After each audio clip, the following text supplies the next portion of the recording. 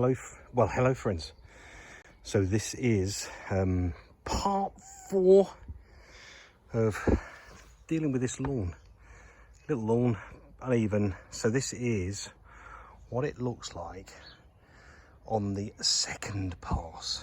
So what's coming up, interestingly enough, for those pot picking fans out there, is we're getting a lot more kind of verti-cutting going on, a lot more grass is coming up, a lot more thatch is coming out, and we are, if I brush that off, we now have some bare soil to work with, which is where we want to get to start leveling off this lawn. So we're going to tidy it up, and then we're going to see whether it needs a third pass, because what we're doing here is quite special. It's really, we've got to get rid of the crowns, make it very smooth, so we need to get a nice surface to start leveling.